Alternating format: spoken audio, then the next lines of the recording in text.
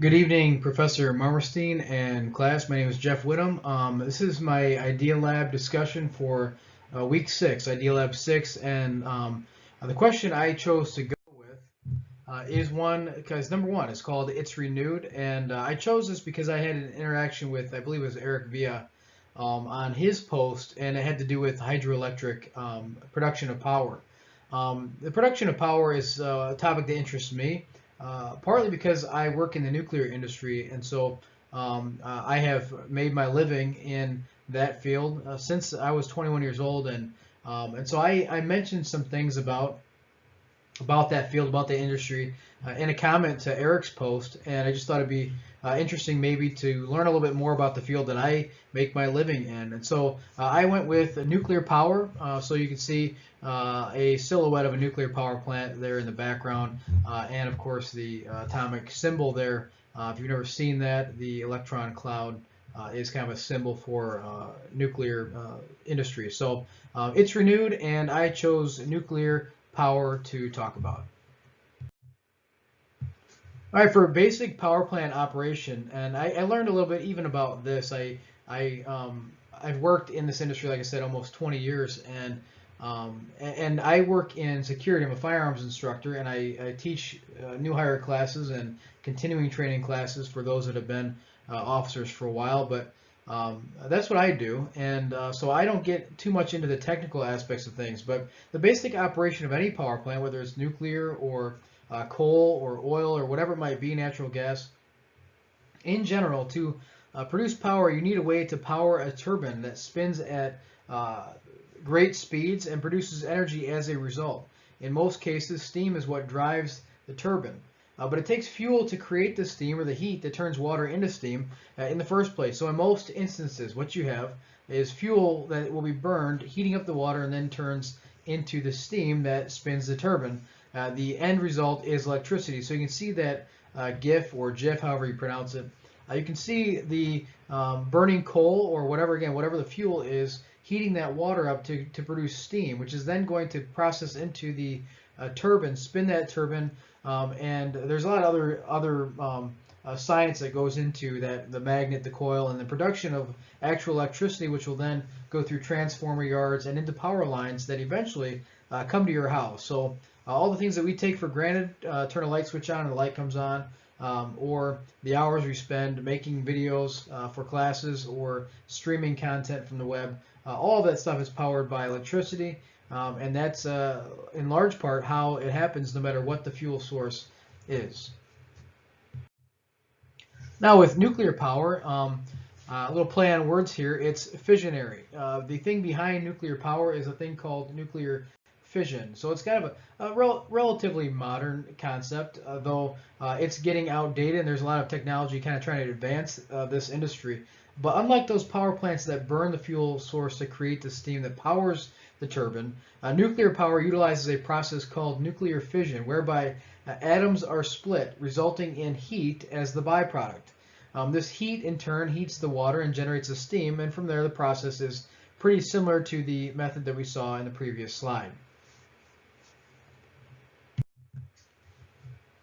One of the things that a lot of people are concerned about with the production of power is the greenhouse gases, and I took that idea in concert with the fact that we're supposed to be making this about math. So this is, whether it's clever or the opposite of clever, the math is of greenhouse gases. And so the first question I asked relating to the math question is how much is 0% of any total?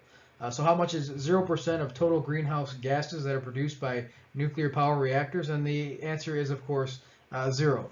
Because, as stated earlier, nuclear fission doesn't burn the fuel source it uses to generate heat and steam to turn the turbine, it is therefore 100% clean energy, contributing precisely 0% to the emission of those gases harmful to the atmosphere. So there is no nuclear contribution to the carbon emissions said to result in climate change. With all that said, it may be tempting to think of nuclear as light on production. Maybe you think that because it's not leaving a big, massive carbon footprint, maybe it's not doing enough to keep things going. But a little bit more math will help dispel any such notion. All right, so another play on words. I've been a dad for a long time, and so dad jokes and dry humor and sarcasm are are things I frequently utilize because I think they're funny. So this slide is called maximum capacity. Obviously, playing on the concept of maximum capacity. One of the greatest reasons to pursue nuclear power is the sheer reliability of the power produced by nuclear reactors in the U.S. According to energy.gov, nuclear power has the highest capacity factor of all the power plants. What that means is that nuclear power, more than any other source, comes the closest to maxing out its capability. The numbers as reported by the U.S. Energy Information Administration are a capacity factor of 93.5% for nuclear. So again, what that means is that 100% of what they're capable in a perfect situation. They're capable of producing 100% power, and what they actually produce is 93.5%. The reason the nuclear is so high is because we only refuel every couple of years. And so it can run on without stopping for a couple of years unless we have a breakdown of mechanical failure or something like that. But it's so infrequent that we stay at a capacity of 93.5%. So it's very consistent, it's very reliable, and it's by far the highest on the capacity spectrum. Now, the second closest is natural gas at 56.8%. One of the things that we're having trouble competing with right now is the price for natural gas. But if you're doing the math, and that's what we're supposed to be doing, that's only 1.5 times, nuclear is about 1.5 times as much as the natural gas and twice as much as the next closest competitor in coal. Both tend to be very dirty fuels. But in a world requiring a constant availability of power, nuclear leads the way in reliable output. All right, to continue these plays on words, these are weapons of math production. These are capable of producing a lot of power for a little bit of fuel.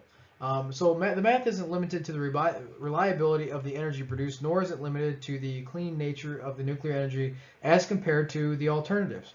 When compared to other fuel sources, the sheer volume of fuel needed to produce the equivalent power is staggering to consider, and it really is. I learned a lot putting this together. I knew some of these things, but wasn't as familiar as I could have been with the actual comparisons. And so, as depicted in this infographic to the right, which I got from the NEI.org website, 1 pellet of uranium is the equivalent of 120 gallons of oil, or 17,000 cubic feet of natural gas, or 1 ton of coal.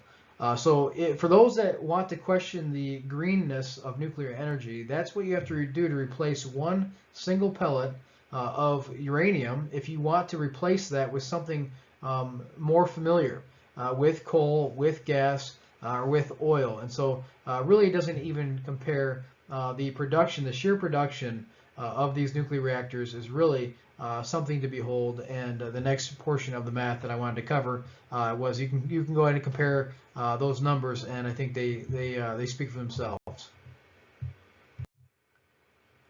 So what the math is really going on? What is really going on with these reactors, and what is really the math behind what makes them work? Well, the math for this is so sophisticated that its explanation, I thought, could only be found on a place called dummies.com. So I've turned to this enclave of highbrow intellectualism to put this mathematical gem into words. And because I'm not capable of really understanding all of that, what's on the screen, I am borrowing heavily from dummies.com and their basic explanation of nuclear fission and how it works.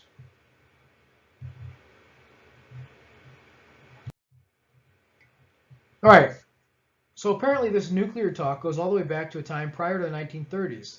I say prior to the 1930s because it was in the 1930s that scientists were able to get a handle on controlling some nuclear reactions. Of course, I'm sure some were found not to be capable of controlling, and who knows how many accidents they had to get through to find one that they could control. But in these nuclear reactions, they smashed large isotopes with smaller ones, which would break up and produce fission. As a result, massive amounts of energy were released. And they got good enough at this to even be able to calculate the amount of energy using a familiar equation from a familiar name. You might know the guy named Albert Einstein. He had his formula called E equals mc squared. And I always thought this was just something that really smart people said as a joke to make them sound smarter than their friends. Well, apparently these letters all mean something, and the E turns out to stand for energy produced. The M is the missing or mass missing mass or mass defect, and C stands for the speed of light. And so if that's not Einsteinian enough for you, here's the full equation for nuclear fission. 1 over 0 with an n in front of it, plus some letters and numbers, and then you get plus energy in the end. And I'll leave that perhaps Professor Marmerstein to explain in more detail. Until then, this has been my discussion topic for week number 6. I hope you've enjoyed it and found it somewhat interesting. Thanks for checking it out, and we'll see you again next week.